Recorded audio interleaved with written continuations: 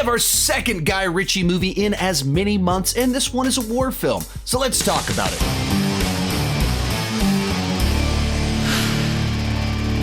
Hi, my name is Sean, and I love to talk about movies and TV way too much. With that in mind, go ahead and join me down below in the comment section. Let me know, what did you think about The Covenant, and what do you think about Guy Ritchie's movies in general? My take isn't the right take, it's just my take, and I would love to hear yours. With that said, let's go ahead and just dive right into this, and I thoroughly enjoyed this movie.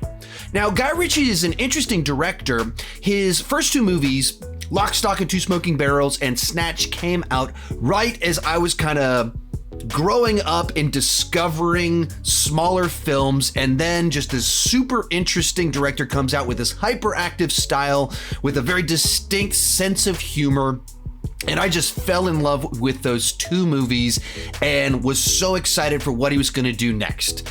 And then his career kind of went in a very odd direction for about the next 10 years. And then he went more mainstream with Sherlock Holmes, and then he did Aladdin.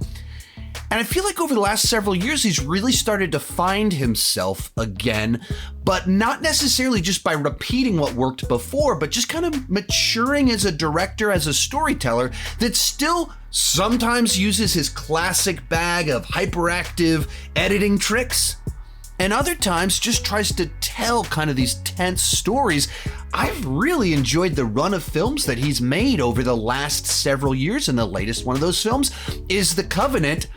And much like Wrath of Man from a couple years back, it's a very intense thriller of sorts that doesn't rely on any of his classic bag of tricks. It doesn't have hyperactive editing, there's not a lot of humor in here. It's just a story essentially about these two men that are driven by deep convictions. And it's the type of story that resonates with people that like stories like that, about people that feel obligated to others. Even when it puts their own lives at risk, they will go to great lengths to do the right thing. And that's what this movie is. If you've seen the trailer for the movie, you know that essentially it's about Jake Gyllenhaal is rescued by his interpreter and then feels a burden to help his interpreter. And that is a good representation of the film, but it's a bit of a tricky film to market without just doing one of these trailers that's a synopsis of the film, because it is a fairly straightforward type of story. It's not about a bunch of twists and turns. It is about these men and the great lengths that they go for the other person. And so to sell the movie, you just kind of have to show what happens. And it's a very effective version of that story. And it plays very much like two halves. Like half the movie is about Jake Gyllenhaal being rescued, and the other half is about the interpreter being rescued.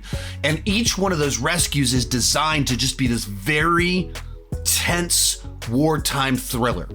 And even I called it a war film in my intro. It's really more of a soldier film. It's not as much about the war as it is about these soldiers and their attitude towards the other person. And there's something compelling about that. It's also just really well done in the handling of these tense situations where before things just go chaotic, when they're just doing their job at the beginning of the film, inherently it's them going into dangerous situations where there's misunderstandings, where even Jake Gyllenhaal's character doesn't fully trust the interpreter. He doesn't know exactly where his loyalties lie and why he has certain information. And so there's just this built-in tension in it because of the context of these soldiers going into foreign lands looking for bombs. And they don't know who's friendly towards them and who's not. A lot of the locals want them to find the bombs, and others want them dead. And so it's just this built-in tension. And then when things go down, pretty much the whole rest of the movie, it's just tense for different reasons. People are tracking them down. They're trying to figure out where people are at. And it's just all of these very cool, intense soldier situations of these people trying to survive, trying to rescue the other guy. And if you're into movies like that, it does a great job of it. If you're into things like Terminal List from last year, you'll probably really enjoy this movie. as well. But I will also say on that point, I think that this movie probably would have been even better as kind of a terminal list 8-episode event series on Amazon or something like that. Even the structure of the story, you have the beginning of them meeting, you have them going out on missions, then you have the mission where things go wrong, you have the rescue.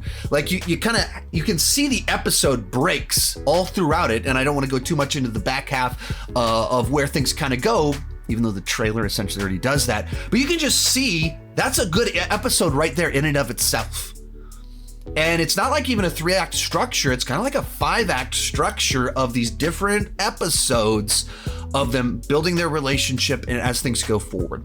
Another thing to even talk about on here, a lot of times in my reviews, I talk about it's tough to root for certain characters because they're unlikable, so you don't really care about them. And what's interesting about this movie is that neither one of our lead characters are designed to be particularly likable. And in the context of this movie, it doesn't matter because they're not trying to win over the audience through charisma, though, I mean, obviously Jake Gyllenhaal has great movie star charisma, but they're people of duty and obligation. One of them, U.S. soldier, he has a job to do and he's trying to do it. He's got a family back at home, but he's trying to do his job here. On the other hand, you have someone that has his own objectives and why he's choosing to work with the American government as his interpreter. And it's their convictions that make them compelling and interesting. There's a tension to them. Gyllenhaal is not warm to the interpreter early on. It's not that they're these best buddies. It's not even designed that way. There's not this great fun rapport. There's little moments, but it's not that. Even that kind of goes into the great lengths that they go to rescue one another. It's their convictions of doing the right thing. And that's what makes it compelling, why I thought it just was very emotionally powerful at times and what it's able to do with what these men do for one another.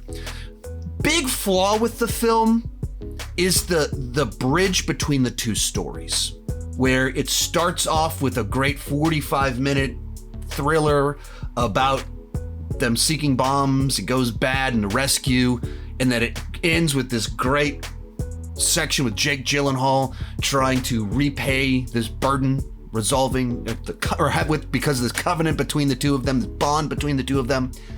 The bridge between the two of them, those 2 episodes, you might say, it feels like they have to rush through a lot of stuff because it wants to be a war movie, soldier movie, action, thriller, and you have this middle section that's very much a lot of phone calls. It's about bureaucracy.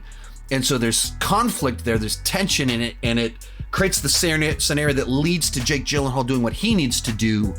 But it's as a genre different from these 2 other halves. So all of a sudden we go into phone call mode in this mid section. So it's clunky, very exposition talky in a movie that otherwise is very action based, thrill based. And that's once again where I say that if this had been a TV show, I think you could take that section and it plays better as its own kind of episode, fleshing out all of the bureaucracy of the United States government and its failures in certain areas. As just like this 10-minute, 15-minute bridge in the middle of the film, it's clunky and awkward. Final thing to kind of talk about on here, it is a war movie dealing with recent actions of the United States government. And it touches a little bit on the politics of it and the failures of the United States government in a certain sense and the futility of some of what was going on with this war that by the time the events of the movie happened, it's been going on for over 15 years. But it's not a movie it's not trying to make a real statement per se. It's not overtly preachy. It's not trying to tackle the issues of war, deconstruct. It's nothing like that. It's about the men themselves, the journey that they're on, and there's some implications because of the war that they were in and the way that they were treated and things like that. But it's about the men and the choices that they make for the other person at great cost to themselves. That's what this story's about. And there's great action, great edge of your seat thrills. Just a little bit clunky there in the bridge between the 2 halves that kind of knocked it back just a little bit for me. But I thought that this was a very well made film. If you watch the trailer and went, oh, that looks really good, You're probably going to really enjoy this film. I know I did.